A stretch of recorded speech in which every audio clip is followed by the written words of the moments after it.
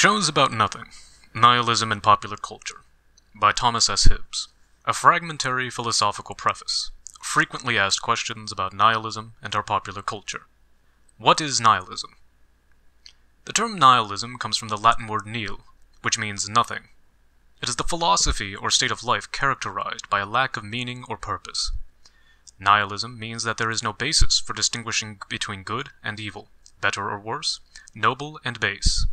It undermines not just traditional religious belief, but any normative claims, such as those found in politics concerning the dignity of human persons and the superiority of democracy to other forms of government, and in science concerning the pursuit of truth about nature, or the superiority of rational investigation to magic and superstition. Nietzsche sometimes describes nihilism as arising from a two-worlds view of reality, a view that comes both from Platonism and from Christianity, each of which posits an ideal world over against this world and thus evacuates this world of meaning, except as an instrument or means of reaching what is really real. But Nietzsche's conception of nihilism cuts more deeply. He associates it with democratic liberalism as well as Enlightenment science. What are the sources of nihilism in liberal democracy? Nietzsche thought that democracy had a leveling effect that was hostile to human excellence and sought to reduce everyone and every aspiration to a least common denominator. A more politically astute commentator on liberal democracy, the great French political theorist Alexis de Tocqueville, saw liberal democracy as predicated on two principles, liberty and equality, that are not always in harmony.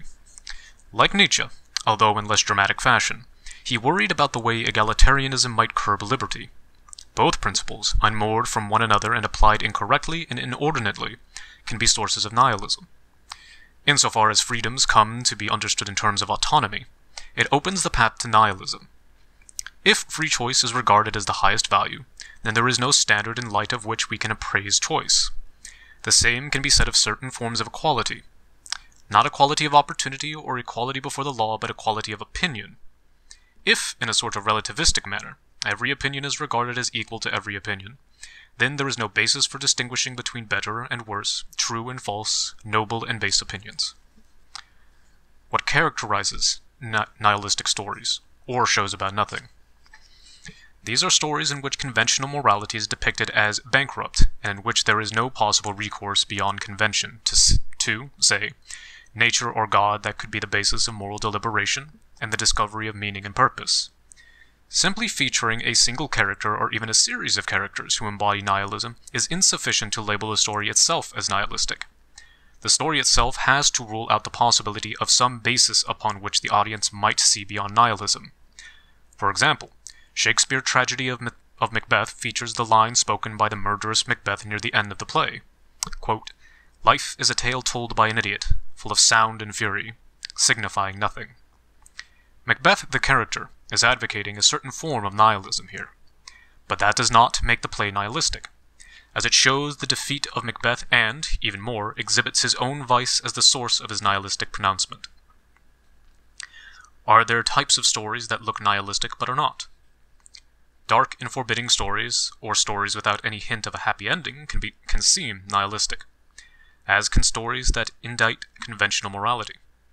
But an indictment rests upon the supposition that the audience has access to standards by which it can find conventional society wanting. Only if that possibility is cancelled does nihilism arise. Dark stories with unhappy endings are not necessarily nihilistic. Indeed, such stories, as in the case of classical tragedy, repose upon the supposition of ongoing human sympathy between audience and character. It also presupposes that the longings for justice, love, reconciliation, and friendship are natural and noble, even where those desires are unrealized or frustrated. Nihilism arises only where these desires are treated as pointless and absurd, where they are explicitly or implicitly mocked. Is American culture nihilistic? No, but it currently contains nihilistic strains. In fact, there is not one culture in America, but multiple, partially overlapping, and often conflicting subcultures. It is increasingly difficult to find any generally shared cultural markers. I am constantly surprised at how quickly not just books but also TV shows and even films disappear from memory as a result of cultural amnesia. Consider the 2004 release of Mel Gibson's The Passion of the Christ. Before it was released, the assumption was that an R-rated religious film, saturated with bloody violence and in Aramaic with subtitles, simply could not fare well at the box office. Once it was released, and quickly raced up the charts to become the best-selling R-rated film of all time, there were claims that its success was an indication of the rise of the silent majority of Christians eager for a film that spoke to its core convictions. There is something to that, but any widespread inference about the culture would also have to account for the fact that at the same time The Passion was setting box office records, the book sitting comfortably at the top of the fiction charts for book sales was The Da Vinci Code, a deconstruction of the central claims of the gospel. And when The Passion finally relinquished its top spot at the box office, Quentin Tarantino's Kill Bill bumped it off. It struck me a decade ago, and still does today, that one surprisingly strong strain in our culture is not nihilistic. Are there alternatives to nihilism in our culture? What about Romanticism? Romanticism is the most powerful grand myth operative in our pop culture, and it often takes on a religious tone of reverence for nature. Its presence can be seen in films from E.T. to Avatar, and in films as diverse as Forrest Gump, Dead Poets Society, Twilight, New Moon, and The Children of Men.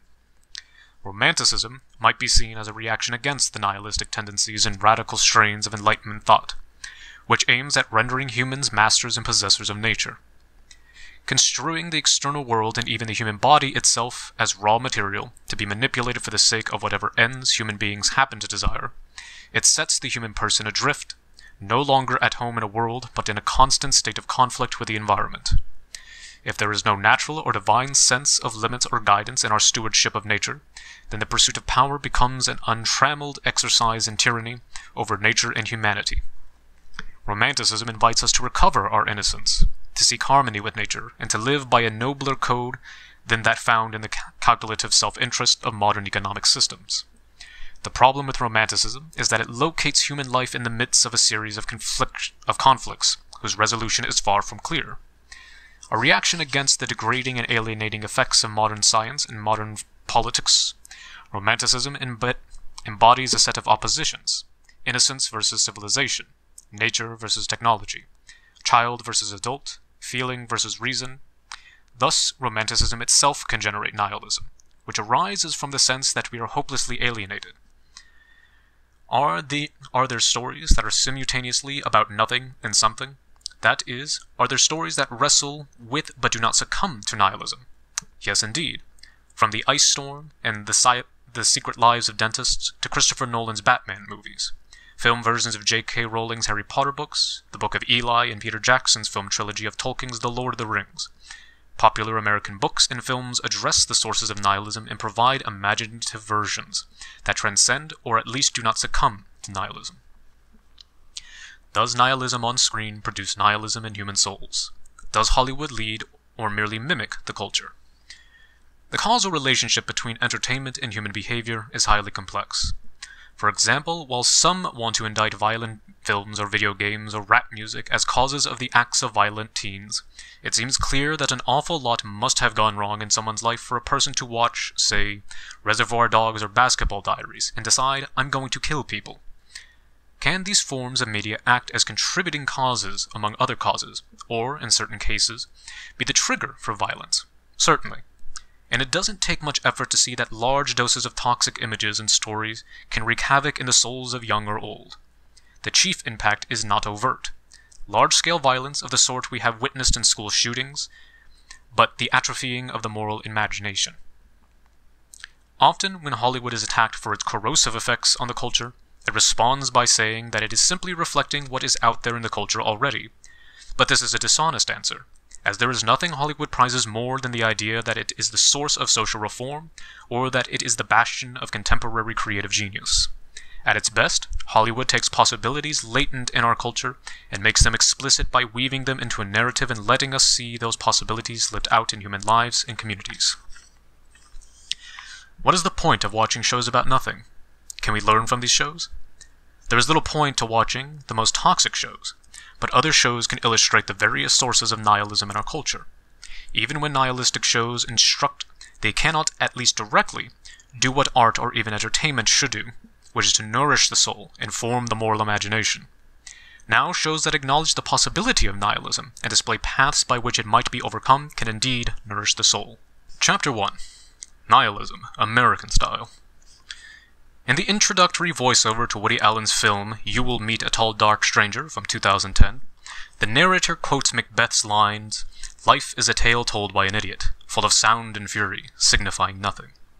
In an interview with Commonweal, just after the release of the film Whatever Works from 2009, and not long before Tall Dark Stranger, Allen confesses to feeling, quote, impotent against the overwhelming bleakness of the universe.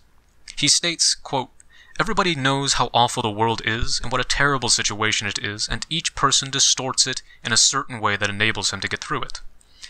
Asked about the plot of Crimes and Misdemeanors, Allen's only true successful serious film, in which the main character, a murderer, is surprised to discover that his conscience really does not bother him, and that he has been able to move forward with his life. Allen states that there are people who, quote, "commit terrible crimes, and they have wonderful lives, wonderful, happy lives, with families and children, and they have done unspeakably terrible things. There is no justice, there is no rational structure to it. That is just the way it is, and each person figures out some way to cope. Some people cope better than others. I was with Billy Graham once, and he said that even if it turned out in the end that there is no God and the universe is empty, he would still have had a better life than me. I understand that. If you can delude yourself by believing that there is some kind of Santa Claus out there who is going to bail you out in the end, then it will help you get through. Even if you are proven wrong in the end, you would have lived a better life." End quote.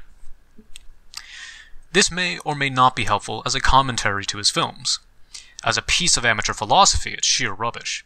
There is no evidence that Billy Graham is actively deceiving himself, or that he can maintain his hope and joy if he tried to embrace the Christian faith, or any other by playing cognitive tricks on himself.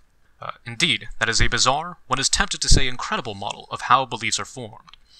What might be more accurate is to say that the only way Woody Allen could imagine himself becoming a Christian would be for him actively to deceive himself. But what sort of belief would that be? There can be distraction or diversion, and for Allen, art seems to serve this episodic function. But once and for as long as nihilism takes hold, there is no remedy. When the artist becomes a theorist, both off and on screen, of the meaninglessness of existence, the balm of art loses its power to assuage our fears and alleviate our malaise. What the film insists on telling you directly and repeatedly that life is pointless, that illusion is necessary, and illusions are to be valued insofar as they suit you, then the illusion is unmasked and no longer works as an illusion. The problem with the therapeutic bluntness is that whatever works does not work.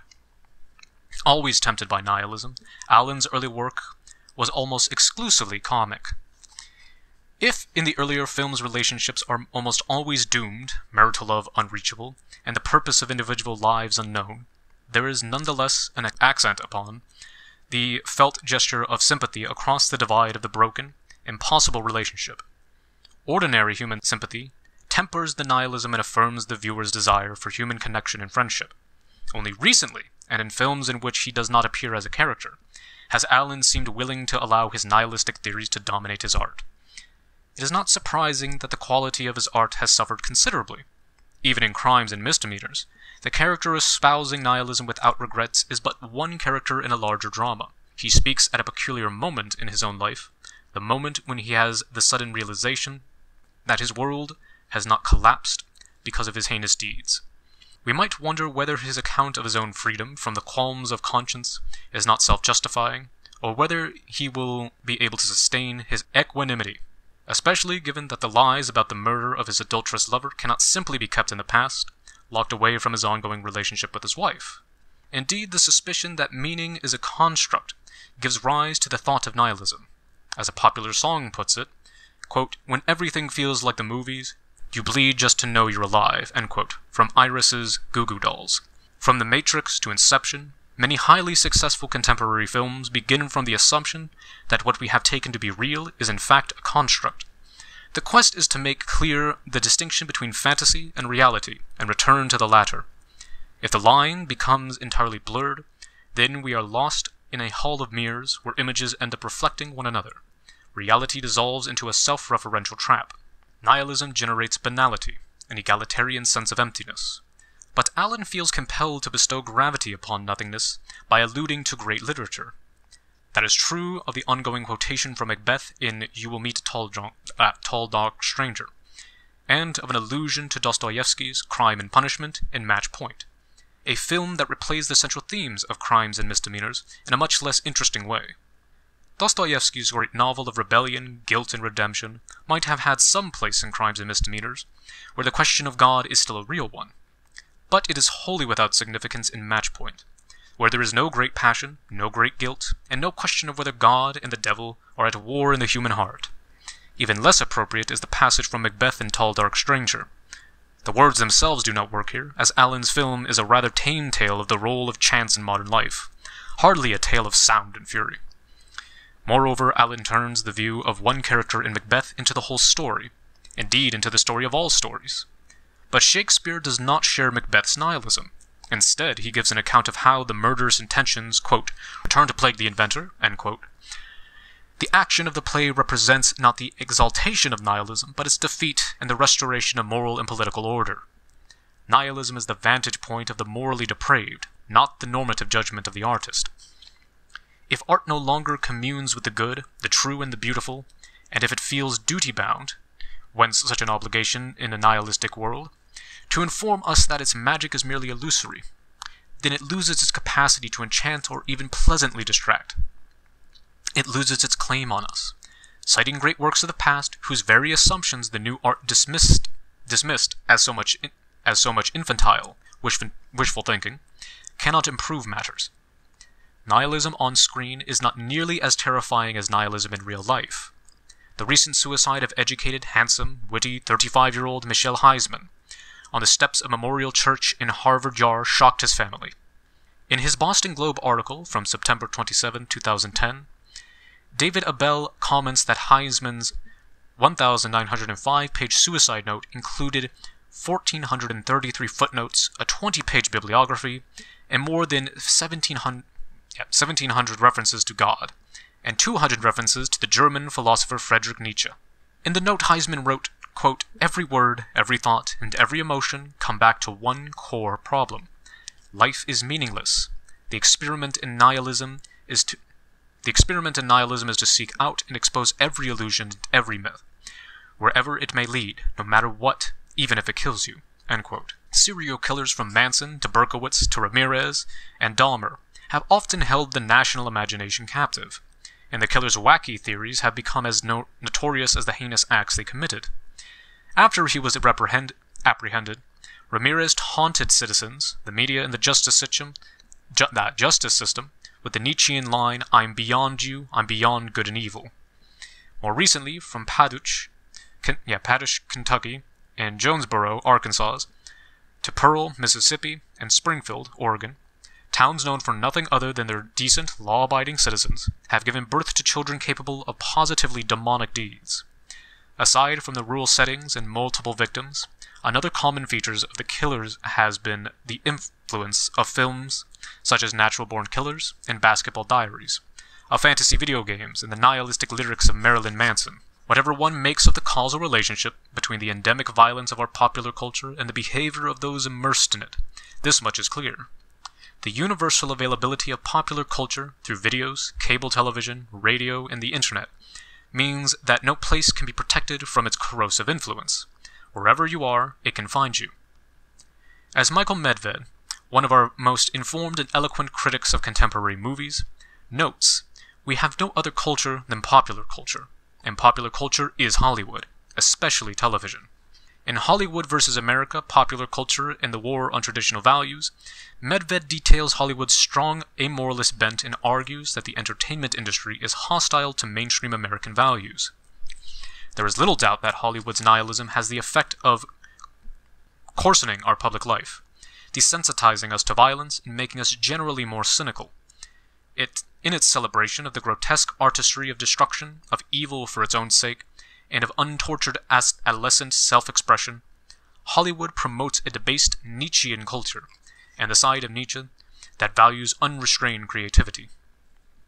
It does not follow from Hollywood's nihilism, however, that the primary target of the entertainment industry is the traditional values espoused by Republicans or the Christian coalition.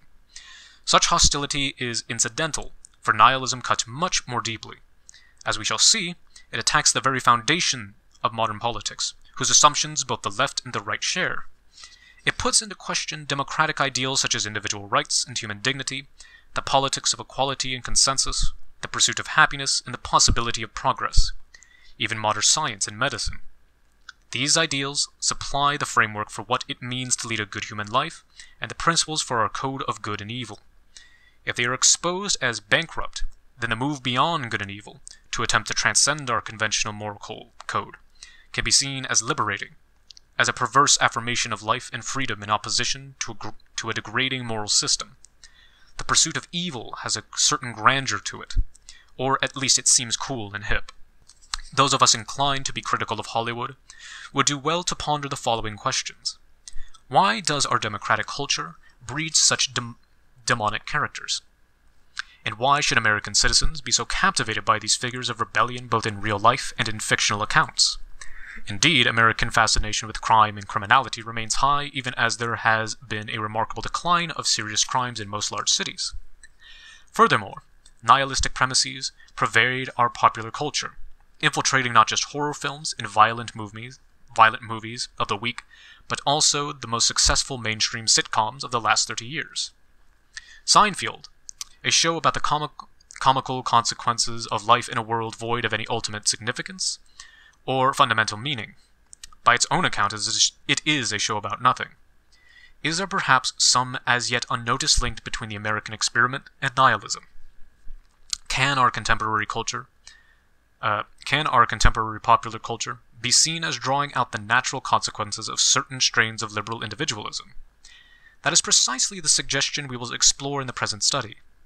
The thesis gains some credibility from the fact that thinkers as diverse and as profound as Nietzsche, Tocqueville, T.S. Eliot, and Ardet have detected a subtle link between certain forms of democratic liberalism and nihilism. As Harvard political philosopher Harvey C. Mansfield observes, Friedrich Nietzsche, the 19th century German philosopher, best known for announcing the death of God, is the philosopher of our times.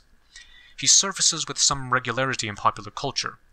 In the 1991 film Cape Fear, as execrable film in the otherwise glorious career of Martin Scorsese, the evil protagonist played by Robert De Niro takes break from terrorizing, mutilating, biting, blinding, and raping the locals to visit the library and read some Thus Spoke Zarathustra by Nietzsche. Woody Allen's films offer frequent comic reflections on Nietzschean themes. In the midst of one of his many forays into pop philosophy, Allen has a desperate character, played by himself, rehearse various philosophical analyses of the meaning of life. He mentions Nietzsche's theory of the eternal return, but flippantly dismisses it. Quote, "It wouldn't be worth it. I'd have to sit through the ice capades again." End quote. Allen pokes as much fun at nihilistic theories as he does at claims to have discovered the meaning of life. But scholars and laypeople see Nietzsche as the philosopher of nihilism, the era, according to Nietzsche, of the ultimate degradation and degradation of man. Francis Fukuyama caused a stir when he suggested in The End of History and the Last Man that the nearly worldwide acceptance of democracy means we are now living in a post-revolutionary age, that humanity has no great battles left to fight, and hence that we have reached the end of history. Absent some clearly defined enemy or profound challenge, there is a danger that the tensions and springs of human greatness will dissipate, that human beings will become what Nietzsche called the last man, who have a calm indifference to all elevated aspirations. Writing as a social critic, influenced more by Tocqueville than by Nietzsche, Andrew Del Blanco traces three great moments in the American manner of construing the purpose of our lives together. The first, the Puritan movement, was organized around the Christian God. The second, which comes in fruition in Lincoln, focused on the sacred nation itself. And the third, our current era, a period of liberation from all external standards, bestows the highest value on the self. Our era is an era of irony, of detachment from deep and lasting convictions. Nietzsche and democratic nihilism. In Thus Spoke Zarathustra, the eponymous hero predicts the coming of the last man. Quote, "Alas, the time of the most despicable man is coming, he that is no longer able to despise himself. Behold, I show you the last man. What is love? What is creation? What is longing? What is a star? Thus asks the last man and blinks. The earth has become small, and on it hops the last man who makes everything small. End quote. The last man is timid, unnerved, self-enclosed and self-satisfied, an industrious economic animal who always finds it in his best interest to go with the flow, to conform to the dictates of common opinion. Yet he does not regard this conformity as passivity, as slavish, because there is no one person to whom he submits. In following the majority, he does but follow his own will. Zarathustra expiates, quote, no shepherd and one herd. Everybody wants the same, everybody is the same. Whoever feels different goes voluntarily into the madhouse. One has one's little pleasure for the day and one's little pleasure for the night, but one has a regard for health. End quote. When Zarathustra speaks these words to ordinary citizens, instead of being insulted by his images of their shallow and petty souls, they clamor, quote, turn us into these last men, end quote.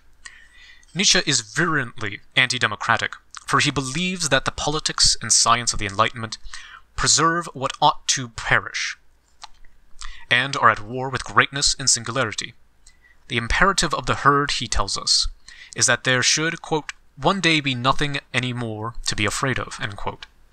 The herd's longing for a cessation of struggle, though, is a, quote, anti-biological pathology. Quote, life itself is a consequence of war. Society is a means to war, end quote. Democratic morality is the code of the slave, who finds existence so painful that he needs morality and religion to make life worth living. His morality is essentially one of utility. His religion is one of pity. Nietzsche scorns the modern liberal notion of progress with its goals of equality for all and the easing of all physical and psychic trials. He contrasts the slavish with the noble. Quote, you want to abolish suffering, and we? It really seems that we would rather have it higher and worse than ever. Well-being, as you understand it, that is no goal. That seems to us an end, a state that soon makes man ridiculous and contemptible. That makes his destruction desirable, end quote. Only through the, quote, discipline of great suffering does man, the, quote, as yet undetermined animal, end quote, develop. Not all conform to common opinion. However, especially the opinion concerning the equality of all. In some, there remains the desire for excellence, for transcending the life of the herd. The society of the last man is adept at satisfying nearly all desires for pleasure, but it cannot satiate. Indeed, it positively frustrates the will to excel, to prove oneself superior to others. The part of the soul that seeks excellence, which Plato called the spirited part, displays itself in circumstances of danger and risk, and finds little room for exercise in the competition with neighbors over the accumulation of better, newer, and bigger consumer goods. Spiritedness is distinct from the other passionate parts of the soul, the erotic. Our culture also distorts this part of the soul. Classically understood, eros is not reducible to the desire for bodily pleasure, even less to the gratification of the sexual appetite, but encompasses these desires within a longing for beauty and wholeness. By offering citizens an endless array of petty delights, consumer societies eviscerate eros and sap the human soul of its elevating power. As advertisers are well aware, sex sells, and the perpetuation of the myth that we are still repressed Victorians plays nicely into the machinations of the market. Couple this with another myth, that orgasm is the most authentic experience, and we have a recipe for transforming the pursuit of happiness into the pursuit of the perfect climax. Such as serial and horizontal pursuits closes off the transcending and integrating aspirations of eros. The pursuit of happiness has always been problematic, and invites an endless and ultimately unsatisfying search, and diverts our attention from the past and the present to the yet-to-be-realized future. Tocqueville detected in this phenomenon the source of the peculiar melancholy and restlessness of the American spirit. Yet Nietzsche notes that some may come to find such a pursuit, quote, ridiculous and contemptible. They must undertake a different sort of pursuit, or quest amid stifling democratic mores. Spirited people, for example, sometimes find fulfillment in the world of high finance, in the aspiration for unadulterated capitalist competition. In Tom Wolfe's highly successful novel, The Bonfire of the Vanities, and its woeful film version, Wall Street brokers vie to become masters of the universe. The amoralism of that way of life and its attractiveness to the spirited soul are also depicted in the movie Wall Street, in which Michael Douglas delivers his famously blunt speech in praise of raw greed. Although the unrestrained greed of Wall Street would not achieve the highest rank in Nietzsche's hierarchy of values, it comes closer than does socialism. With its morality of selfless altruism, socialism runs counter to the fundamental principle of, quote, growth, to have and to have, to have and to have more. The basic truth of existence is that, quote, a living thing seeks above all to discharge its strength, life itself its will to power. Self-preservation is only one of the indirect and most frequent results. When the desire for self-preservation becomes dominant, we are well on our way to nihilism, to emptying human life of all meaning, of any distinction between higher and lower, given the bankruptcy of modern politics, of its tidy division of persons into normal and abnormal. The pursuit of evil, at least what society deems evil, can be a sign of health in life. The lowly, according to Nietzsche, put pressure on the great to conform to the laws of the majority. Since the slavish soul is timid, fearful and unable to form an opinion of itself without the assistance of others, it resents independence. Nietzsche depicts the war of the slave against the noble soul thus, quote, what has been deified? The value instincts in the community? What has been slandered? That which set apart the highest men from the lowest, the desires that create clefts. The need of most human beings to believe in a moral universe is proof, for Nietzsche, that lies and self-deception are essential conditions of human life. Once one acknowledges that untruth is a condition of life, one can transcend traditional codes of good and evil. This recognition is closely allied to Nietzsche's famous teaching on the death of God. He does not mean that a supreme being once existed and now has passed out of existence. Rather, the human capacity for creating an absolute moral law is also a capacity for the creation of a divinity as the source and grandurator of the law. Nihilism ensues from the death of God, that is, from the growing sense that no religious or moral code is credible. Yet this pessimism, Nietzsche holds, is but a, quote, preliminary form of nihilism. Nihilism itself is ambiguous, between its active and passive forms. The latter is a mark of decline and recession, whereas the former is a sign of increased power. The chaos following the death of God is likely to lead many to despair, to a stagnation of the creative will. For others it will engender a creative violence greater than that known in any previous age. Thus Nietzsche foresaw that the 20th century would be a time of unrivaled violence, unlike many who bluntly advocate individual self-creation, as if it brings about an epoch of harmony and peace. Nietzsche anticipates and readily embraces the destructive consequences of the desire for self-creation. The belief that to create one must first destroy leads Nietzsche to celebrate the anti-political virtue of creative boldness, anti-political because it is not subordinate to a common vision of the goods it supposedly defends. The advent of nihilism deprives us of any common vision as it unveils the arbitrariness of all codes of good and evil, and Nietzsche's own project might be seen precisely as the destruction of all previously existing religious and moral codes. The noble soul, which understands its desires as self-justifying, needs no extrinsic justification for such destruction. Nietzsche's great hope is that precisely through the suffering and disorientation of the nihilistic era, there will emerge a more profound and higher type of man. He does not believe that the rejection of the slavish distinction of good and evil means that no appraisal of actions or ways of life is possible. He consistently praises the healthy over the sickly soul, ascending over descending patterns of life, and the affirmation over the negation of life.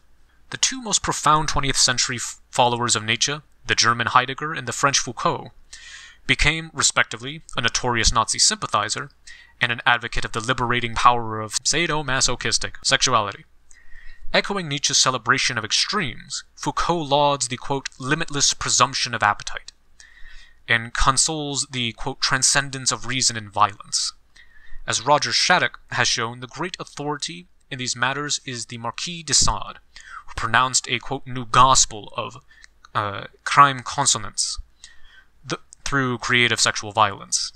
In Sade's novel Juliet, the main character states, quote, when one has become accustomed to scorn the laws of nature, on one point one cannot find any pleasure unless one transgresses all of them, one after another.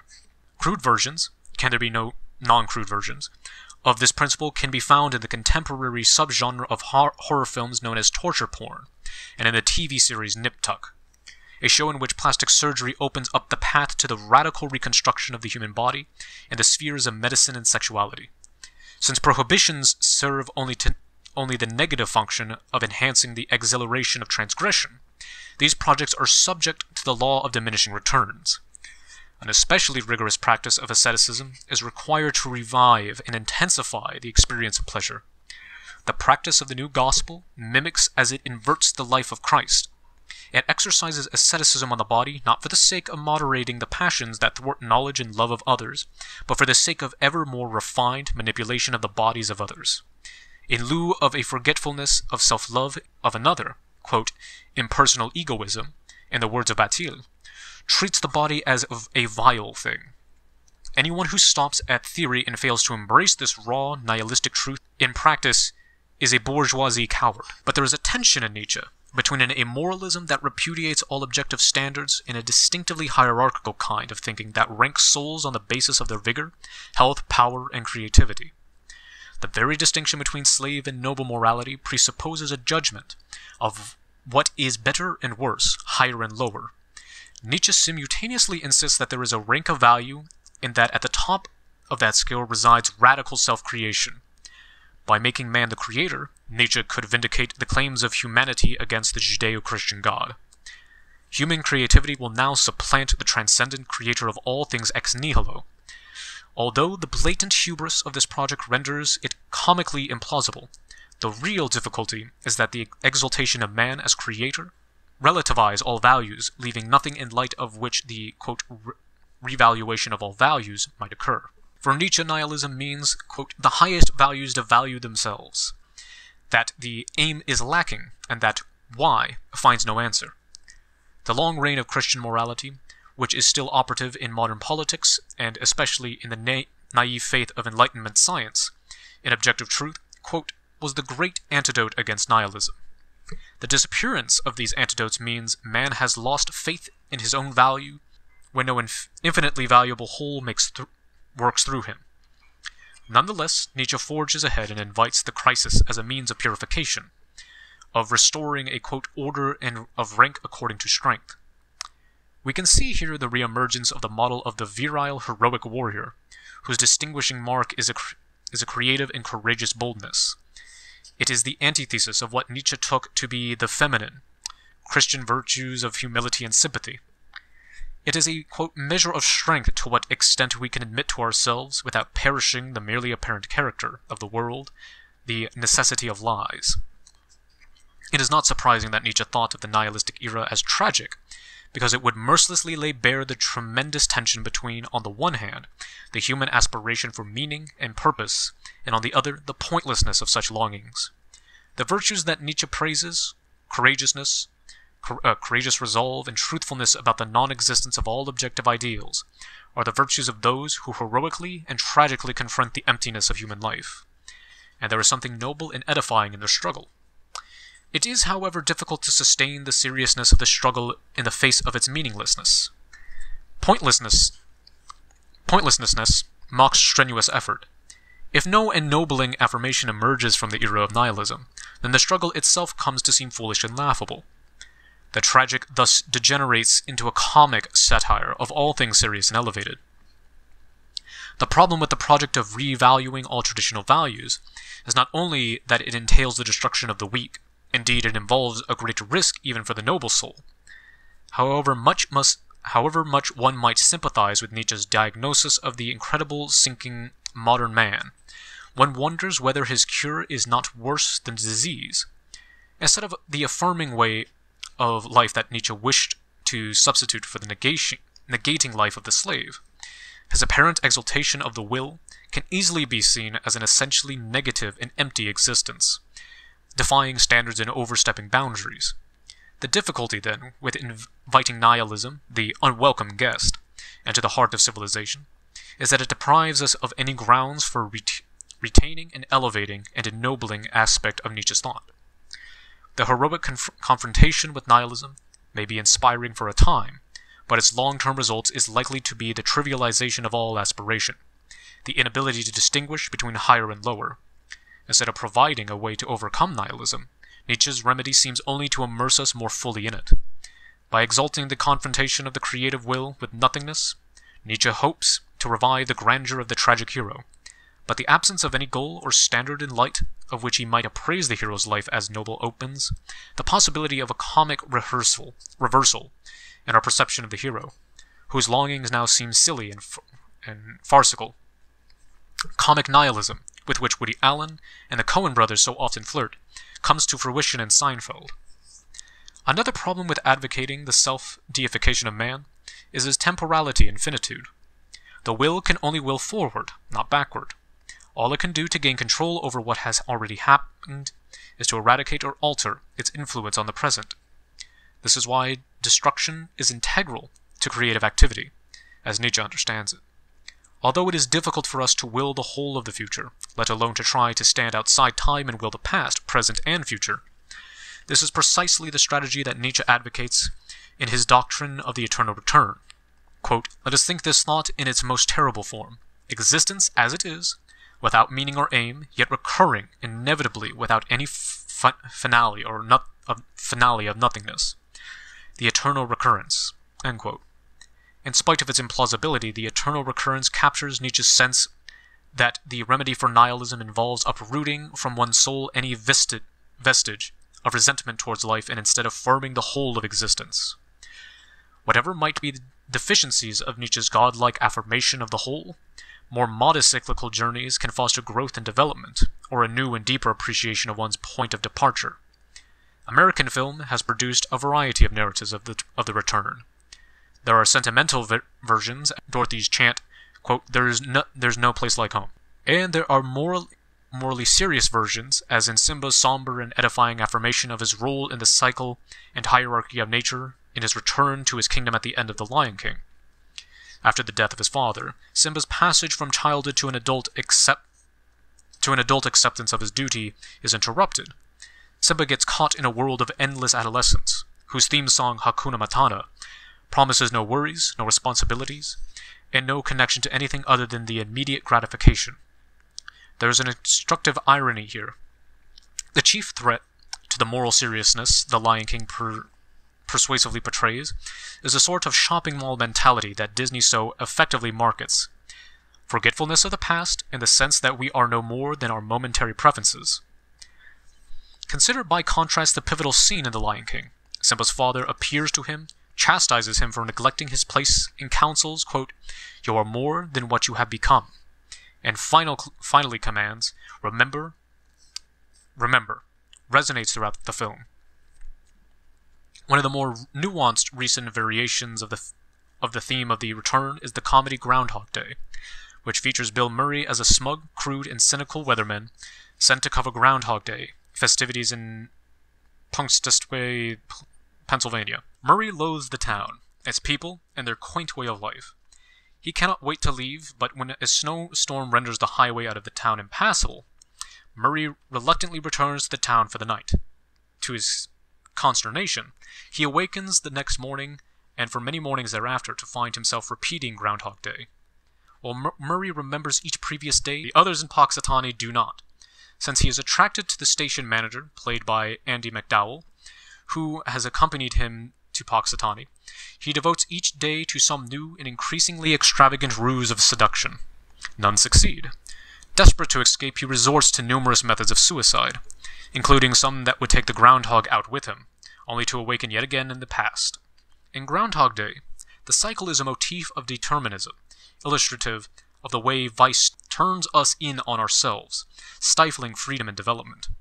Predictably, Murray eventually learns the difference between love and self-gratification and comes to acknowledge the humanity of others. Only after he undergoes a conversion of character does he awaken in and to the future. The irony is that the cycle is the vehicle for the recovery of the self and the overcoming of alienation from others. Yet without a deep appreciation for and reaffirmation of the past, the cycle becomes what it is in much contemporary drama, a motif for determinism and entrapment. One risk is that fear, terror, and loathing will give way to jaded amusement. Nietzsche would, of course, expect such responses from from democratic man who, he contends, is capable only of passive nihilism. But it is hard to see this as an inappropriate response to a philosophy that grounds the future of humanity in the privileged acts of will of the philosopher-artist. Rather than pointing the way toward the overcoming of nihilism, Nietzsche's thought would so fully engulf us in nihilism that the very notion of a way out or a way beyond might come to seem unintelligible and laughable. Nihilism thus simultaneously opens and forecloses possibilities. American culture and the unraveling of the Enlightenment. Before turning to an extended consideration of contemporary popular culture, it may help to have before us a sketch of the development of modern liberalism and of America's place in it. This development can be described in terms of 3 stages in the understanding of the rights and dignity of the individual. Liberalism first expressed its teaching in the social contract, the mutual recognition of rights bestowed on us by virtue of our nature, or of God, or both. Eventually, liberalism came to view our dignity as grounded in our capacity for self-legislation, beholden to no external authority. Finally, it acknowledged individualism as aesthetic self-creation. How did it move from the first understanding to the third? The original liberal project grounded the rights of the individual in assertions about nature, or at least about a common human condition, and placed clear limitations upon the exercise of individual rights. John Locke's 2 treatises and Jefferson's Declaration of Independence appeal to nature and nature's God as the basis of our rights. Quote, "We hold these truths to be self-evident, that all men are endowed by their Creator with certain inalienable rights." Classical liberalism saw the need to give some sort of account of the source of rights and liberties.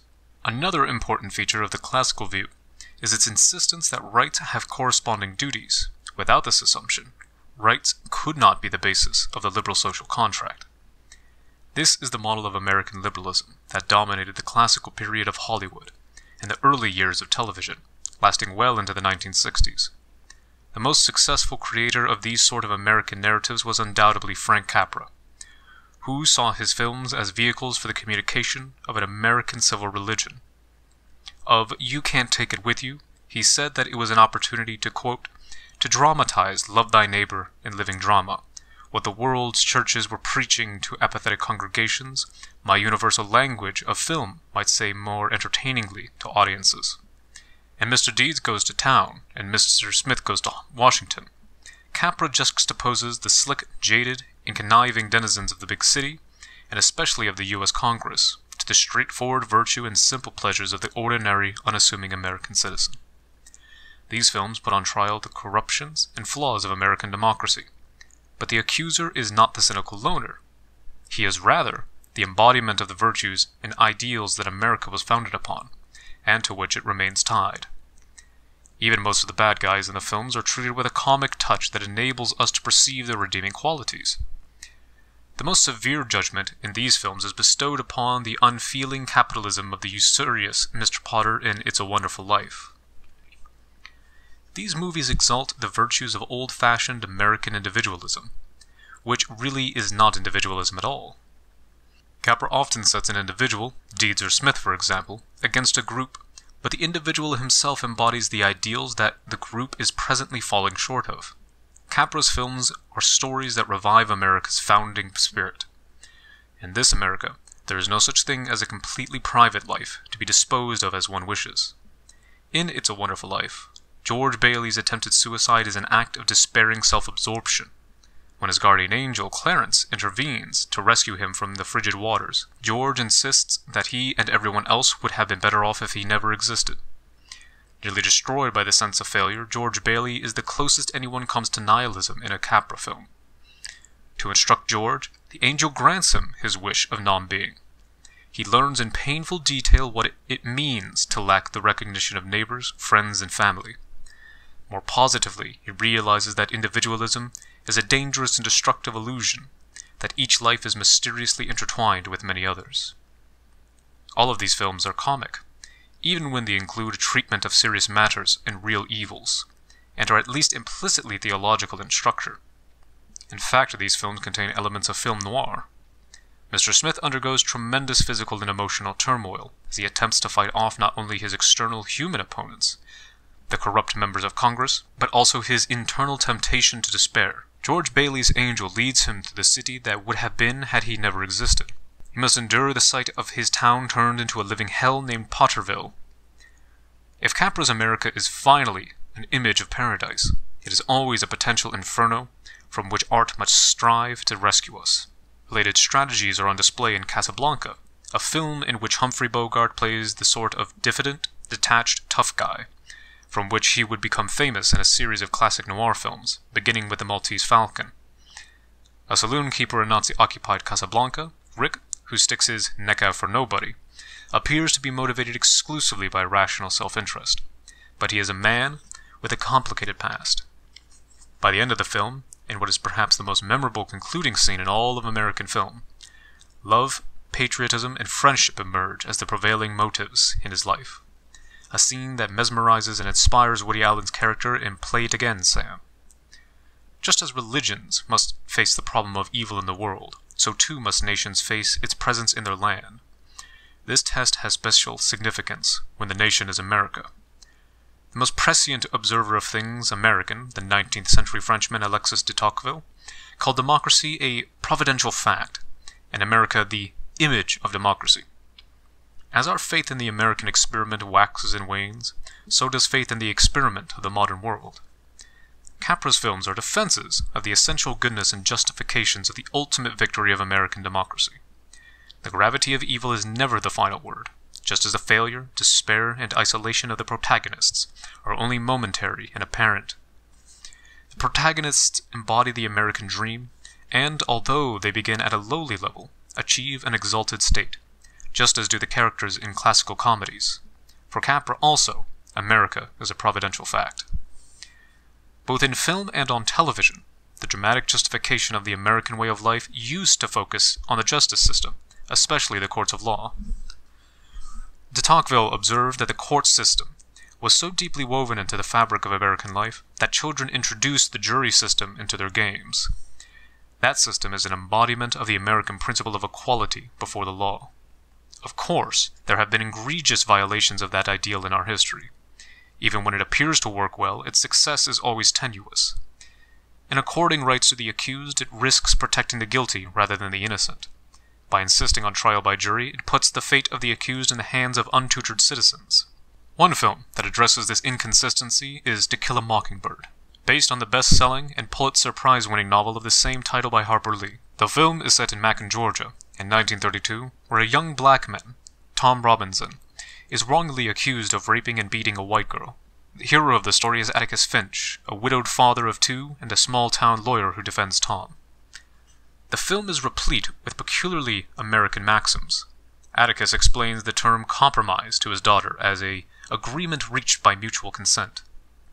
In so doing, he gives eloquent expression to the principle of this social contract. His summation before the jury invokes Jefferson's great principle of the equality of all citizens. Finch argues that equality has special application to the courts, which are intended to be the great levelers, but the lesson involves much more than exercises in Enlightenment procedural justice. The title is taken from a story, which Atticus relates to his own children, that his father told him on the day he gave Atticus a gun. Atticus's father would prefer that he shoot only at cans, but since he knew Atticus would eventually get around to shooting birds, his only prohibition was the killing of mockingbirds. It is a sin, Atticus's father tells him, to kill a harmless mockingbird. Although Atticus is by education and character superior to others in the town, he does not denigrate them, but appreciates their differences in character. To see things from a neighbor's point of view, one has to crawl around in his skin, he tells his daughter. One has to get to know one's neighbors, who are of different races, religions, and economic status. Not an abstract procedure, but recognition of our common humanity is the basis of the American regime. The film also teaches lessons in the courageous and restrained facing of violence and willful deception. Atticus and his children are taunted as nigger lovers. A drunken Bob Ewell spits on him. Through all of this, he remains calm and counsels his children, especially his volatile daughter Scout, to do the same. In these Hollywood films, courage is not Nietzsche's anti-political virtue, nor is it depicted as sufficient in itself. It serves the maintenance of social order and the protection of the innocent. To succeed, it must be accompanied by a host of other virtues. Mockingbird celebrates American virtues in the ordinary man. Atticus is as concerned about raising his now motherless children as he is about his own career. In fact, his profession is more like a calling than a career. After he has lost the case, a neighbor comments to his children that some men are born to do unpleasant jobs. Atticus's virtues, as is generally true of the common man, are most evident in his failures. Mockingbird's affirmation of the American way of life is remarkably restrained, sober, and modest. Atticus is the embodiment of what Walker Percy calls Southern Stoicism. Yet, even the tragic depiction of America in a film like Mockingbird can seem to gloss over American failings. The optimism, rationality, and legitimacy of the liberal Enlightenment project remains open to question. In this context, the quest for evil can be a healthy response to the naive and dehumanizing optimism of Enlightenment liberalism. Such a quest is not new to American popular culture. American films of a previous era, especially in film noir, took the possibility of nihilism seriously and even flirted with presenting the criminal as a heroic counter to a timid and decadent society. Although these productions are markedly different from more recent approaches to nihilism, they do anticipate the recent critique of America, its benevolence and its system of justice, its belief in equality and dignity, and its aspirations to happiness. While there is no consensus on precisely what defines film noir, its exemplary instance occurs in the post-World War II period, a period of tremendous success, progress, and growth in America. Yet it was also a period of unease, uncertainty, and foreboding. The populist films of that era provide positive visions of American life, but film noir captures the disconcerting and often suppressed sense that something is deeply awry. It is a dark negation, intended to counter the bright affirmation of the public culture of the era. But it is never a simple negation. Indeed, film noir is both dramatically and artistically complex. Its darkness and shadows, its emphasis on absence over presence, underscore the depth of mystery of the most mundane experiences.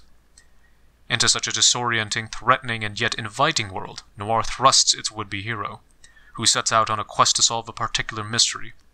But the quest is equally a search for communication, love, and meaning. At a crucial juncture in his journey, the hero is often joined by a woman, who as often as not ends by deceiving and destroying him. As one critic puts it, noir involves a double quest to solve the mystery of the villain and of the woman. The modern city in which the plot is usually set is a kind of labyrinth, which provides a set of conditions producing amazement, and which is symbolic of meanings, multiplicity, and elusiveness.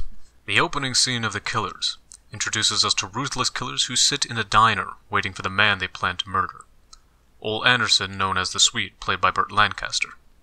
To employees and customers they speak with frank brutality. "We're killing him for a friend, just to oblige a friend." After the gunmen leave for the Swede's apartment, a customer rushes to warn him, but the Swede shows no interest in escaping his fate, commenting, "Once I did something wrong." He is murdered, and we are left wondering what he did and why he lost his will to live. An insurance investigator played by Edmund O'Brien is our guide to Swede's life story. The rest of the film is mostly a series of flashbacks prompted by the insurance investigator's interviews with acquaintances of the Swede. His is a hard-luck story, the tale of a failed boxer who is led by desperation and love to become involved in a heist, deceived by a beautiful but crafty woman into believing that the rest of the gang is plotting to exclude him from their profits. He is duped into stealing the heist money, which she then steals from him. The story is not really about the killers, who reappear at the end only to be killed, but about the fragile psyche of the boxer, whom circumstances and unrequited love conspire to destroy. Film noir does not, then, present us with heroes who stand beyond good and evil, but with the seeming impossibility of heroism in a hostile world. It proffers a disturbing vision that qualifies all hope and suggests a potentially fatal vulnerability. Still, the downfall of the protagonist is not entirely negative. The tragic structure of the would-be hero's quest underscores the gap between his longing for intelligibility, meaning, and love, on the one hand, and his failure to figure things out and achieve salvation on the other. This longing itself provides the motive force for the drama, for its attempt to formulate our place in the cultural landscape. Despite its opposition to our simplistic assumptions about shared public meaning, noir does not finally treat that aspiration as foolish or silly, but ennobling. In attempting to speak both of our desire for meaning and of the obstacles to realizing that desire, noir affects a talking cure and can be seen as an affirmative genre of life. The motif of the flashback, which has been noticed in The Killers, pervades the genre. The noir classic Dead on Arrival consists entirely of an extended flashback. By insisting on the way the past impinges upon the present, the flashback underscores the contingency of the present and the future, the way we are held captive by the past. But this is not a fatal determinism, because it prompts a quest through memory to discover the truth about the past, a truth that is never evident but that may allow us to endure in the present. According to the conventions of society, the quest and the risks it involves are disproportionate. In The Killers, the insurance investigator and his boss joke that his solving of the Swede's case, to which he has devoted inordinate time and energy, will end up saving his company a paltry sum of money. Were he not the best in his field, he likely would have been fired. The levity veils the seriousness of the quest. By putting our conventions into question, film noir opens up the possibility of a more fundamental and more comprehensive inquiry. Its accent on darkness and mystery is an affront to Enlightenment confidence in transparent objectivity and progress. According to the modern conception of progress, we know precisely where we are, where we want to go, and how we are to get there. Film noir recovers the pre-modern conception of life as an always tenuous quest, wherein we are dependent on veiled clues and the uncertain assistance of others. Although fulfillment is never secure, the erotic longing for wholeness and love remain at the very center of the plot. Autonomy is a debilitating illusion and bold self-assertion, a self-destructive vice. Film noir thus engages without succumbing to nihilism. The erotic element in film noir typically centers on the female lead. Long before the antinomian Thelma and Louise, there was The File on Thelma Jordan, starring Barbara Stanwyck, the Queen of Noir. The film opens with a drunk assistant district attorney, played by Wendell Corey, bemoaning his alienation from his family. In walks the seductive Thelma Jordan, who gradually draws him into her life. Unbeknown to him, he is a pawn in a plot she has hatched with another man to murder her elderly aunt for her money. Or is he something more than a pawn? The more embroiled she becomes in her own plot, and the more the DA, now her prosecutor in the murder for which she has been arrested, becomes aware of her motives, the more uncertain she seems about where her true allegiances lie. After the DA throws the case and she is acquitted, his hopes for their future together are thwarted by the reappearance of her co-conspirator. But the ending is unhappiness for all involved. Thelma is undone not by the law, but by the reckless driving of her thug boyfriend, who dies in the crash that leaves her with injuries that soon prove fatal.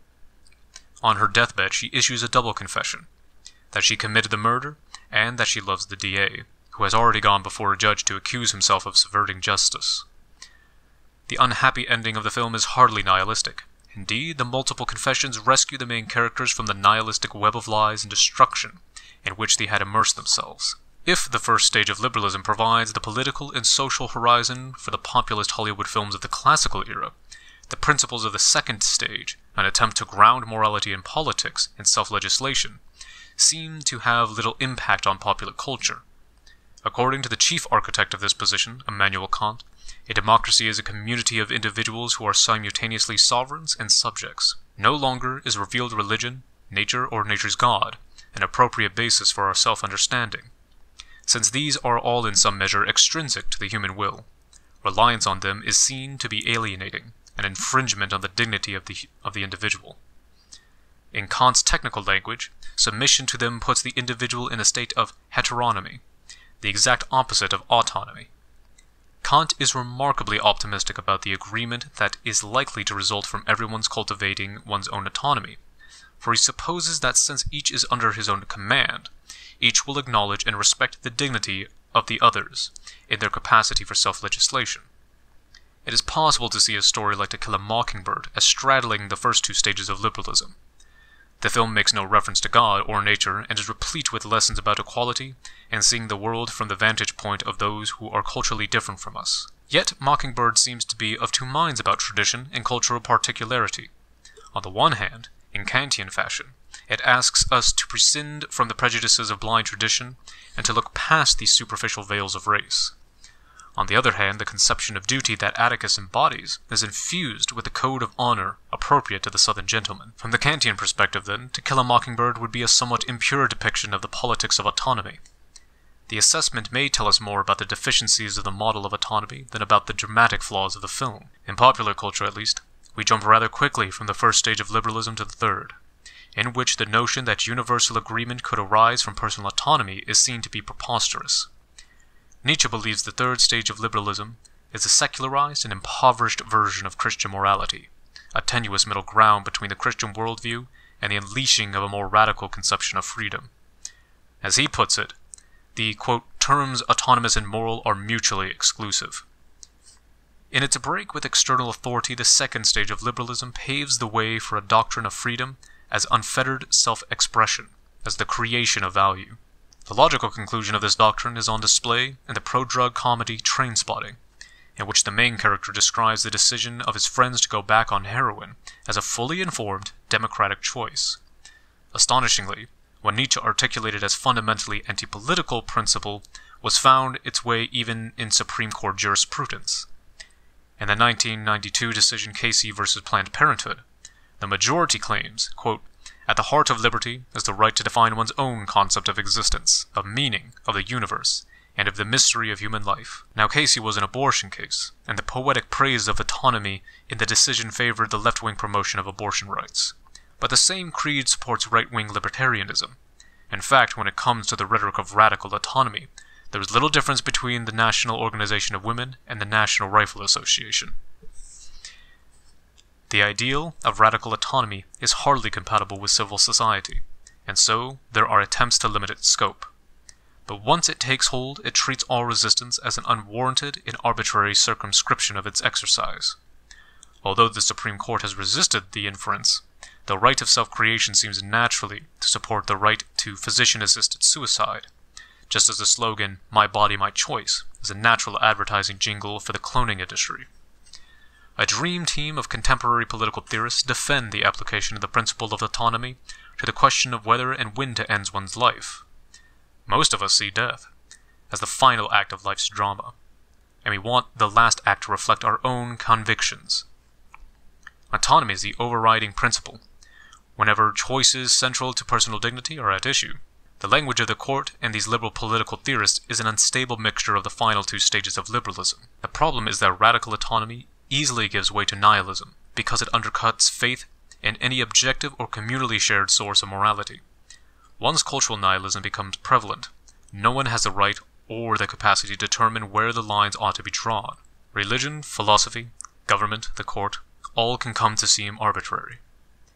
In a trend that continues, popular films featuring actors like Clint Eastwood and Charles Bronson began in the 1970s to depict the justice system as complicit in the very evil it purports to oppose. There are echoes of classical noir in these films, which are not necessarily nihilistic as they presuppose sympathy for innocent victims and a horror at the injustices of criminals and petty bureaucrats. Other popular reality-based films critical of American government, All the President's Men for example, or of law enforcements in Serpico, supply us with heroic journalists or rogue cops with integrity. Yet in the same period, a certain strain of neo-noir film would break from one of the central imperatives of classical noir, the deeply democratic, if anti-progressive, demand that no one wins. And neo-noir stories, from The Getaway, Chinatown, and Body Heat, up to The Usual Suspects, criminal characters who get away with their crimes not only escape the noir trap, but they also ensnare others in traps of their own devising. Thus, in neo-noir, there emerges a sort of aristocracy of evil. In spite of the surprising impact of Nietzsche's anti-political principles on American thought and culture, Nietzsche himself remains something of an outsider, little understood in the culture he has helped shape. It is unlikely, for instance, that he will ever be given the attention that channels like C-SPAN regularly devote to the 19th century French political theorist Alexis de Tocqueville, author of Democracy in America. Yet in his work we find a startling anticipation of much of what Nietzsche prophesied about the epoch of political equality, especially about how certain forms of liberalism naturally generate nihilism. According to de Tocqueville, there are two dominant passions in democracy, the love of liberty and the love of equality, the most powerful of which is the latter. When allied to the longing for physical well-being, the passion for equality leads to a remarkable sameness of condition and to uniformity of opinion, even as it dissipates the soul by immersing it in the pursuit of consumer goods and petty pleasures. In political discourse, liberalism has become associated with big government, and this might seem antithetical to the account of liberalism as always potentially radically individualist. Liberalism was indeed founded on the principle of limited government, which leaves local communities and intermediate-level institutions free to develop in common their own ways of living together. De Tocqueville thought that Americans could resist the twin dangers of centralization and individualism only as long as they participated in democratic life, only as long as they were what the Federalist Papers calls an active and engaged citizenry. But the passion for equality and comfortable living can be at variance with the spirit of liberty. It leads citizens to welcome the intrusion of government into every aspect of daily life, to rectify wrongs and to equalize the unequal. The weakening of the ties between the individual and the mediating institutions creates a political and existential vacuum. If citizens abdicate their responsibility for self-government, they are all too willing to permit government to perform a vast array of functions for them. Thus do centralization and individualism reinforce one another. The battle between big government Democrats and libertarian Republicans fosters the diminution of people and overlooks important social phenomena. Cornel West argues, for instance, that both sides fail to come to terms with or even adequately acknowledge the basic threat to the black community in America, the nihilistic threat. Neither the liberal structuralist focus on government programs nor the conservative behaviorist call for individual responsibility addresses the loss of hope and the absence of meaning. As experienced in the black community, nihilism is not so much a philosophical doctrine as a lived experience of coping with a life of horrifying meaninglessness, hopelessness, and, most important, lovelessness. There is, then, a hidden alliance between centralized government and individualism. They are mere images of one another. Each tends to give birth to its opposite. How are we to understand the relationship? According to de Tocqueville, quote, "When the inhabitant of a democratic country compares himself individually with all those about him, he feels with pride that he is the equal of any one of them. But when it comes to survey the totality of his fellows, and to place himself in contrast with so huge a body, he is instantly overwhelmed by the sense of his own insignificance and weakness. The same equality that renders him independent of each of his fellow citizens, taken severely, exposes him alone and unprotected to the influence of the greater number. The importance of the individual before the whole of society makes possible a hitherto unknown form of tyranny, a new physiognomy of servitude. The great danger is not, as it was in previous eras, that of the despotism of a single man or even of a class. We witness, quote, an innumerable multitude of men, all equal and alike, incessantly endeavoring to produce the petty and paltry pleasures with which they gilt their lives. Each of them, living apart, is a stranger to the fate of all the rest.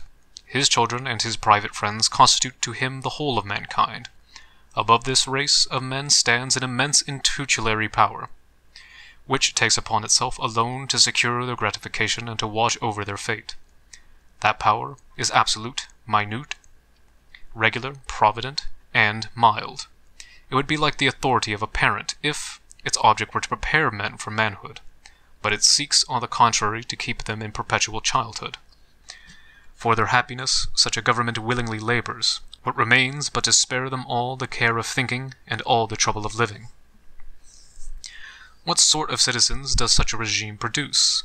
De Tocqueville does not give them a name, but it would be hard to distinguish them from Nietzsche's last men. According to de Tocqueville, these inebriated souls suffer from the shrinking of each person's world to a very small circle. Some social conservatives might be surprised to learn that what they call family values, and see as an alternative to liberal individualism, is nearly indistinguishable from what de Tocqueville calls individualism, quote, a mature and calm feeling, which disposes such members of the community to sever themselves from the mass of their fellows, and to draw apart with their family and friends, so that after they have thus formed a little circle of their own, they willingly leave society at large to themselves. De Tocqueville, the most prescient analyst of American democracy, anticipates many of Nietzsche's insights about the subtle link between democratic liberalism and nihilism, even if he rejects Nietzsche's anti-political corrective. Instead, he advocates ways to temper our passions for equality of condition and physical well-being. More important than institutional structures and constitutional principles are the customs and mores of democratic nations. He thought it was crucial that popular mores invigorate individuals with a sense of the grandeur of life in a democracy, and that they present examples of the virtues and sacrifices necessary to keep alive the spirit of liberty. Without being explicitly religious, popular culture should contain a kind of civil religion that teaches us to cherish, love, and care for our common life. It should also draw us out of our concentration on the present and our immersion in the limited circle of family and friends, to take a long-term view of our lives and to participate in the political life of the nation. Both Nietzsche and de Tocqueville see the problem as more than a matter of altering the structure of political regimes.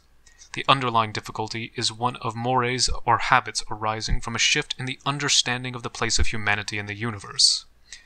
We can see this transformation best in the modern idea of scientific and technological progress. For all its undisputed contributions to our understanding of the universe, science often undermines the dignity of the individual so prized by modern political theory. Think of the way Darwin's theory of evolution demotes human beings from their traditional rank in the universe, of the way Freud's theories reduce conscious, rational life to the subconscious and irrational, or of the way contemporary biology explains our apparently free decisions in terms of physical-chemical processes. If there is nothing especially distinctive or noble about human beings, then on what grounds do we celebrate their intrinsic dignity? Further complicating matters is the stance of Enlightenment science towards the world. Considered the founder of modern philosophy, the 17th century French philosopher and scientist René Descartes articulates one of the fundamental goals of the Enlightenment. The end of science, he writes, is to, quote, render us masters and possessors of nature. This ambitious, one might say hubristic project has given rise to numerous crises, not the least of which is the insoluble question of the place of humanity in nature. To master and control nature would seem to entail our standing above or outside of it, even against it. Where do we fit in? Do we have any natural place within the world? And what, if any, are the limitations to our project of mastery? The result of modern science's view of nature as raw material to be disposed of at our discretion is the alienation of humanity from the world. Here we confront the dread chasm that has rent the soul of Western man ever since Descartes ripped body loose from mind and turned the very soul into a ghost that haunts its own house. Consider, for example, the Human Genome Project, which has been described as the grail of human genetics, the ultimate answer to the commandment, know thyself. In this case, knowledge is equivalent to power. By knowing our origins, we can determine our future. The irony, lost on our scientists, is that in the process we will have vanished. If the self is but a genetic code, and if the code can be altered at our discretion, then the self is something even less substantial than Descartes' ghostly ego. In his comical lack of self-reflection, the scientist fails to ask the question, who or what knows the code, and who or what is deciding how it should be embedded? Wouldn't it be an embarrassingly hollow answer, demeaning to the dignity of the scientist, to say that a code is being known by a code? Scientific indifference to these issues confirms Nietzsche's suspicion that Enlightenment science will bring us face to face with our own nothingness. The admonition of Montaigne and Pascal, that whoever strives to be an angel ends up the beast, now seems naive. At least a beast is something. In jetsoning authority, indeed the past itself, Enlightenment progress is supposed to liberate the individual. But progress puts the individual at the service of large, impersonal historical forces. De Tocqueville worried that the modern emphasis on historical progress would engender in individuals a sense of helplessness and impotence born of the suspicion that the actions and thoughts of an individual are as nothing in comparison with the force of history. Numerous hidden and powerful forces, then, conspire to render human life small and insignificant. A state of perpetual childhood, de Tocqueville fears, may result not only from encroaching centralized power, but also from the absence of any clear notion of what it means to be a mature human being. Their claims to foster personal growth notwithstanding, contemporary self-help guides exacerbate the problem. Given the absence of any criteria in light of which one might distinguish between progress and regress, growth and decay, their language is bankrupt. Indeed, their effect is often to bring about a kind of paralysis of the will, an inability to make any long-term commitments. The project of creating a self ex nihilo leads to a restless uncertainty about the future and the frenetic and violent processes of making and unmaking decisions. The result is a kind of perpetual adolescence, a natural consequence of the disappearance of any clear model of adult life, of what it might mean to grow or develop from a child into an adult. Too often the passage means simply that without external intervention, we can now do as we please. But once we reach a certain age, society expects us to conform to some of the external trappings of adult life. The curse is that the fragility of the self precludes bold rebellion and fosters timid conformity. The Hollywood of classic films, some of which we have discussed, had clear notions of the differences between childhood and adulthood, and of the appropriate paths from the former to the latter.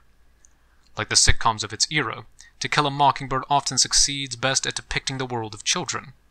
The entire story is told from the perspective of Scout, who was only 6 years old at the time of the events. The epigraph to the book is from Charles Lamb's, quote, "Lawyers, I suppose, were children once." This is a world that is generally safe for children, not because there are no threats to their well-being, and not because every child comes from a well-adjusted home with a happily married mother and father. The Finch children are motherless.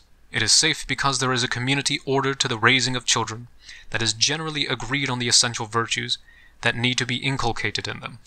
The sense of communal responsibility for children also realizes itself in certain predictable vices, snooping, gossip, and unwelcome and imprudent intrusions, that are better articulated in the book than in the movie. The Enlightenment viewed childhood as an obstacle to be overcome at all costs, because youth is the time of our greatest dependence on tradition and authority. When others largely do our thinking for us, it is the antithesis of the Enlightenment ideal of autonomy. A chief exponent of this line of thought is in Descartes. Quote, "I thought that we were all children before being men, at which time we were necessarily under the control of our appetites and our teachers, that neither of these influences is wholly consistent, and neither of them, perhaps, always tend to be the better. It is therefore impossible that our judgments should be as pure and firm as they would have been, had we the use of our reason from the time of our birth, and if we had never been under any other control." Descartes' corrective is to repudiate every opinion he has inherited from others, to destroy the entire edifice of his beliefs, and to rebuild knowledge upon a firmer foundation. The passage is an early statement of the goals of liberal enlightenment and scientific progress. One must extirpate the influence of tradition, convention, and authority from one's reasoning, to act autonomously, to dare to use one's reason by and for oneself. Romanticism's ambiguous relationship to nihilism. Reacting against the alienating, degrading, and dispiriting consequences of the Enlightenment, 19th century Romanticism presented an alternative ideal. It exalted instinct and imagination over reason, spontaneity, and poetry over calculation and science. Wordsworth's famous poem, Ode, Intimations in Immortality, celebrates the natural harmony of the child with nature and the divine. As the child becomes initiated into so-called civilized society through the learning of language and the immersion of the world of utility, he or she becomes alienated. In spite of his adulation of childhood innocence, Wordsworth did not think we could or should simply return to that original state. The romantic celebration of the natural innocence of the pre-civilized child recurs as a model of goodness in contemporary American popular culture. Part of the new problem of evil is the problem of goodness, of the absence of models of virtue and excellence. In movies like Forrest Gump and Rain Man, we discover Hollywood's present-day penchant for equating goodness with inseparable innocence and perpetual childhood.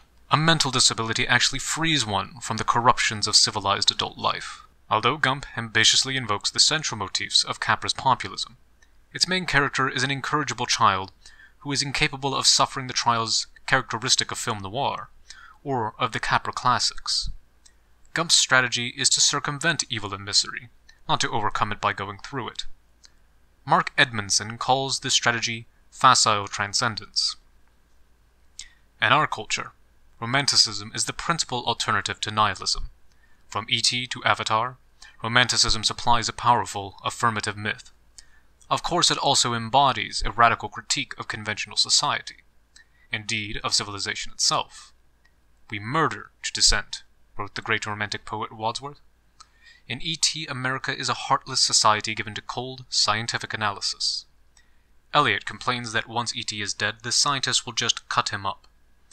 The film embodies a standard set of romantic oppositions: innocence versus civilization, nature versus technology, child versus adult, feeling versus reason. Its counter to the corruptions of America's calculative, rationalist dulled world is E.T.'s bright red pulsing heart, shining through his transparent chest. Existing in harmony with nature, E.T. revives drooping flowers and creates no fear in animals. As if to underscore this point, the final scene of the film depicts E.T.'s spaceship vanishing into a rainbow across the evening sky. The problem with the film's underlying romantic mythology is that it never suggests how we might reach this state, how we might mediate between or reconcile reason and feeling, technology and nature, adulthood and childhood.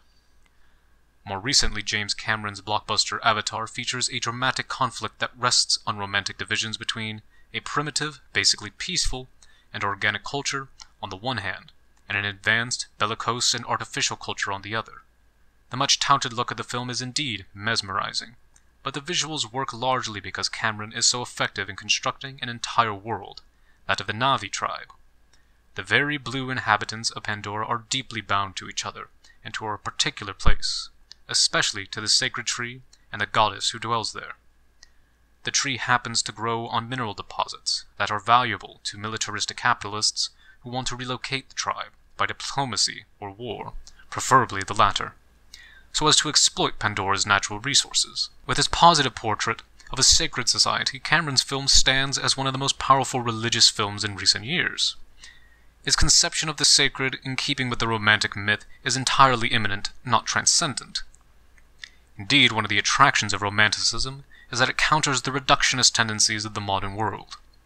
Romanticism reacts against the elimination of mystery from human life and the reduction of human sexuality to a mere appetite and of love to a contractual arrangement. As Roger Scruton argues, Romanticism is a remedy for what ails the modern world, a, quote, morbidly unheroic world, dominated by cost-benefit calculation, which tempts us to regard our own existence as a cosmic mistake. The remedy is to live as if a heroic love were possible, and as if we could renounce life for the sake of it. In the hugely popular teen vampire romance New Moon, the female lead, Bella, is in the grip of precisely such a vision. But we have serious reason to wonder how admirable her vision, or Scruton's for that matter, is. Her love-death passion for the vampire Edward is an escape from the banality of ordinary life. Boring high school classes with dull kids in a humdrum family. In Edward's absence, Bella actively cultivates pain because it is a reminder. One of her friends worries that she is suicidal, but she is not so much in love with easeful death as she is in love with the thrill of the constant risk of death, especially of a dramatic death. As she puts it in her opening voiceover in the first film, "I never really thought about death. Dying for someone else would not be a bad way to go." It is not difficult to see how Romanticism itself could generate nihilism. Existing civilization is utterly debasing and alienating, yet the alternative, a return to childhood innocence, or to a pre-technological harmony with nature, is impossible for us. What, then, is left? Perhaps the ennobling, if self-devouring, pursuit of love-death. The Revenge of the Dark God. Nietzsche traces the origin of nihilism to the death of the Judeo-Christian God, to the vanishing of the supernatural from human life. In fact, Nietzsche believes the seeds of nihilism are latent in the Judeo-Christian story. By opposing this world to the next, passion and instinct to divine law, and denigrating the former in favor of the latter, the Judeo-Christian religion empties this life of significance. It is essentially an anti-vital principle. But Nietzsche is too hasty here. It is possible to trace the religious roots of nihilism not to the original Judeo-Christian view of God, but to a distortion of it in the late medieval and early modern period. A certain conception of divinity, which arose with voluntarism and nominalism in the late medieval era, accentuate God's absolute freedom and power and thus sees him as all-powerful, arbitrary, and capricious. There is no intrinsic, intelligible link between the world and God, between human and divine morality. Nature either becomes mute, or it speaks in convoluted and contradictory ways. It is no longer a book in which, with the help of Scripture, we might read the signs and symbols of divine art. It does not take much imagination to detect similarities between an omnipotent, arbitrary deity and the contemporary anti-hero who displays his creative power in capricious acts of destruction. This is the dark god, whose possible existence Descartes sought to eliminate. Assaulted by doubts, Descartes wanted to find a sure and useful foundation for all knowledge, especially for scientific knowledge. As a means of gaining absolute and unshakable certitude, he proposed to subject all his beliefs to the most stringent standards of proof. Any belief that allows for a degree of doubt must be put aside. For example, sense experience is at times deceptive, so we must discount it entirely. For similar reasons, Descartes questions the existence of all external objects, other persons, and even his own body. Having dismissed all this, he goes on to consider whether he might be deceived even about apparently certain truths like those of mathematics. For the sake of argument, he postulates the existence of not a God who is the supreme source of truth, but a certain evil spirit, not less clever and deceitful than powerful, who has bent all his efforts to deceive me. Descartes famously thought that he might be able to compete with such a deity, or at least that he would carve out a realm of knowledge immune to the tricks of such a being. He states, quote, "I shall prepare my mind so well for all the ruses of the great deceiver that, however powerful and artful he may be, he will never be able to mislead me in anything." This leads to the notorious argument that even if Descartes is being deceived, at least he is sure of this much, that it is he who is being deceived. Since his being deceived presupposes his thinking and his existence, he is immune to deception about one truth: I think, therefore I am. Descartes' victory is Pyrrhic. He wins only at the cost of sacrificing the external world, his body and other persons. The hollow self that remains anticipates the flimsy sense of self possessed by the last men. According to Nietzsche and many others, Descartes failed to achieve the goal of rational enlightenment. He never conquered the dark god. The preoccupation with the malignant evil genius is present not only in Descartes, the founder of modern philosophy, but also in Hibbs, the founder of modern political science. His famous state of nature is an amoral universe in which every individual pursues a restless desire for power after power. This is the war of all against all. The way out of this situation, which is suffered with fear of violent death, is through a social compact, wherein each individual cedes natural rights to gain peace. The compact vests the right to make and enforce law in a Leviathan, or absolute ruler. Although his legitimacy is grounded in the original act of the consent of the ruled, the Leviathan's unencumbered freedom to determine law and punishment is similar to God's right to rule by his irresistible power. We owe him obedience not as a gracious creator, but as an omnipotent ruler. Descartes thought he could refute the existence of such a being, or at least defend himself against his deceptions, whereas Hibbs sought to ground a rational science of politics on such a conception of divinity. Both projects saddle us with a dilemma. Since this God is not necessarily good or just, it is not a God that one could reasonably worship. It is not clear what would satisfy him. Perhaps worship, perhaps indifference, perhaps hostility. One possible response is to combat this deity by engaging in a battle of will. We may not be made in the image of a benevolent, provident God, but we can still cultivate the detachment and malevolent humor of the dark God. As much as the ideal of autonomous self-creation, as an imitatio diaboli, may surface in Hollywood films, it has a very limited presence in the lives of ordinary Americans. Yet the role of autonomy exercises an increasing role in our courts and our public philosophy, especially in our intractable debates over rights and liberties. Once radical autonomy takes hold, it is hard to resist its nihilistic implications.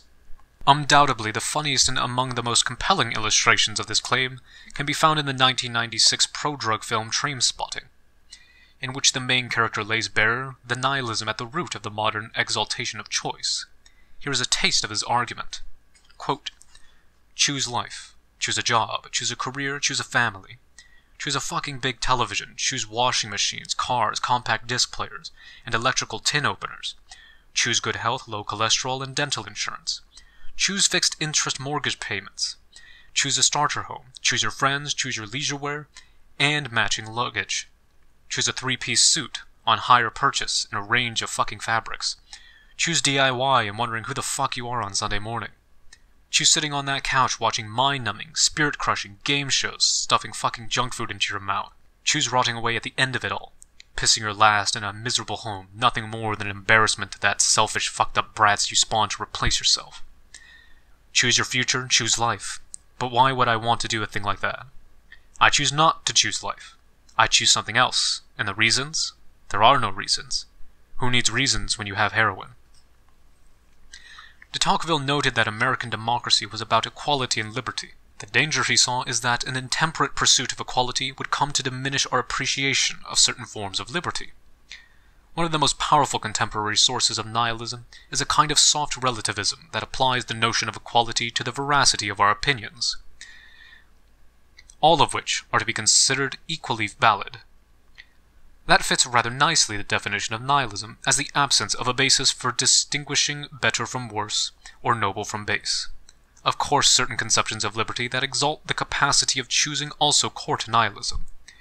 If there are no standards in light of which we can appraise choices, then they all are equally meaningful and equally meaningless. But society, even more than nature, abhors a vacuum. Many worry that our contemporary popular culture is confused, chaotic, and destructive, although they may not call our age nihilistic. It would be wrong, however, to think the influence of nihilism leads to chaos and anarchy. Nihilism is a kind of limit, which we can approach asymptomatically, but never reach. Just as for Aristotle there is no such thing as uninformed matter, so too there is no utterly shapeless life. The paradox of nihilism is that it generates more determinate and more mechanistic social forms. Thus the complexity, depth, and flexibility appropriate to human life is lost. Nihilism's overcoming. If the strains of nihilism in contemporary popular culture were the whole story, we would indeed have reached a dead end. Contemporary art is more resourceful, just as human nature is more resilient, than this pessimistic judgment allows, however. Throughout most of the last decade of the 20th century and the first decade of the 21st, Hollywood simply did not depict as admirable ordinary American life in the present. When it did offer heroism, usually in the form of war films such as Braveheart, Saving Private Ryan, or Gladiator, it found examples from other places or other times. In the last decade, there has even been renewed attention to positive depictions of the lives of ordinary Americans. Some of this shift is traceable to Hollywood's response to real-life heroism of ordinary Americans after the heinous attacks of 9/11. Films such as Flight 93 and World Trade Center present ordinary Americans achieving extraordinary things in the face of catastrophic evil. Other films based on real events, such as The Pursuit of Happiness or The Blind Side, a surprise nominee for Best Picture Oscar in 2009, also show ordinary citizens overcoming obstacles and realizing admirable goals. Moreover, there are, as we will show in later chapters, a number of significant films that engage without succumbing to nihilism. If what we now lack are complex and nuanced depictions of goodness, or of the struggle between good and evil in weak and flawed but nonetheless admirable characters, there are a sufficient number of notable examples to point the way. If the mainstream horror film finds itself, for the most part, degenerating into torture porn or self-parody, it is also witnessing something of a return to suspense, and to a supple probing of the mysteries of both goodness and evil in the films of M. Night Shyamalan, and an appreciation of the nobility of sacrifice in Pan's Labyrinth, directed by Guillermo del Toro, a filmmaker influenced by William Peter Blatty, author of The Exorcist. Christopher Nolan has treated the perilous pursuit of justice in the modern city, inhabited by fearful last men and evil-doing superheroes, with remarkable artistic dexterity and moral gravity in his 2 Batman films. The nihilism at the heart of this suburban family is a staple of the Hollywood film industry. American Beauty is perhaps its exemplary statement, but another film from Sam Mendes, Revolutionary Road, attempts to expose the historical roots of suburban malaise. A much better handling of early 1960s American culture can be seen in the critically acclaimed AMC series Mad Men, which lays bare the futility of the self-made man even as it exhibits greater respect for what actually motivates the businessman. Consumerism, fed by the illusions of the advertising industry and paired with the dream of sexual freedom, characterizes American life in these films and TV series. Yet in The Ice Storm and The Secret Lives of Dentists, the artistry of the film provides viewers with a moral perspective in light of which to judge the hollow lives of the characters who themselves lack a vocabulary to describe the loss that they feel. The films depict nihilism without falling prey to it. One of the most notable trends in popular Hollywood films in the last decade is the success of fantasy films featuring heroic battles between good and evil. The Star Wars prequels, the Spider-Man series, the new Batman films, the Lord of the Rings trilogy, and the film versions of Harry Potter have all done extremely well at the box office. the astonishing popularity of J.K. Rowling's Harry Potter novels, and the films based on them gives evidence of a hunger in Americans, especially the young, for something more than either debased Gothic or facile transcendence. The stories feature a character, Lord Voldemort, who supplies a succinct expression of nihilism. Quote, "There is no good or evil, only power, and those too weak to use it." They also supply a counter to nihilism in the form of communal life unified through the practice of a set of virtues, especially the virtue of sacrificial love. One point is clear from the artistically impressive list of films that wrestle with nihilism while showing a way beyond it. There is no easy way back to Enlightenment ideals. When contemporary art seeks to find a way through the misery and seeming chaos of contemporary life, it does so by reviving the classical, pre-modern conception of life as a quest. That is true in the religious sphere as well, as is clear from the Denzel Washington vehicle, The Book of Eli, a film that is a meditation on Psalm 23, which speaks of religious faith not as offering cheap grace or easy transcendence, but as enabling one to walk through the valley of darkness. If Rowling's books constitute the most significant popular antidote to nihilism in the world of contemporary popular literature, Peter Jackson's Lord of the Rings represents the most compelling film version of nihilism's overcoming, and it does so in a way that appreciates the strengths of romanticism while resisting its vulnerabilities.